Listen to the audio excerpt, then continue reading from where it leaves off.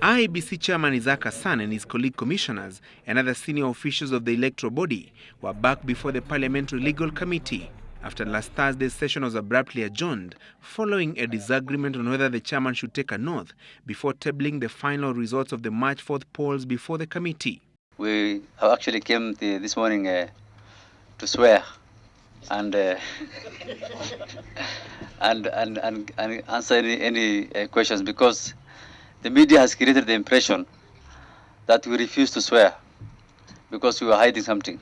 The commission had also been summoned to shed light on the contents of the report it made public last week after some members of parliament, particularly from the CORD team, claimed that the March 4th general election figures were not adding up. We told you we are going to scrutinize, and then we will make a decision on what to do with that report, which had been placed before our hands.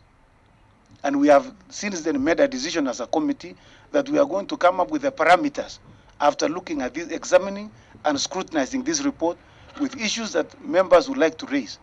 Then we will invite them to come and respond to those issues. But the division along the political divide in the parliamentary committee was evident on the credibility of the March 4th general election results. In this document of IEBC, on its own, it has its own disparities that we wanted to question the chairman and his team at all. You cannot just get into a question and answer session with IEBC without parameters that are well defined and without an originating letter that allows you to get into that investigation. CORD top leaders and its members in parliament have called for the overhauling of the IEBC before Kenyans return to the polls in 2017, insisting that the commission was corrupt and inefficient.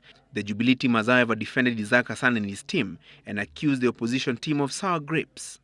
We have not had time to scrutinize this report. A number of us, maybe a few of us have had time, but as a committee, we're supposed to take a position. We did read double speaking within our committee.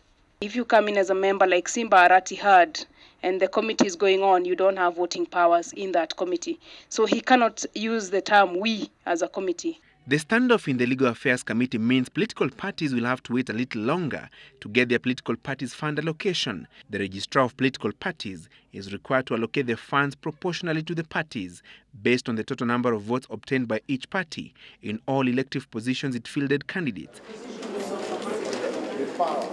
However, parties that did not get at least 5% of the total votes cast will not benefit from the fund, meaning major political parties like ODM, TNA and URP will be the major beneficiaries.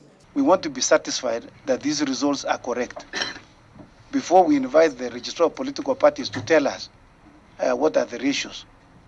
You cannot ask her to come and we are not satisfied with the report.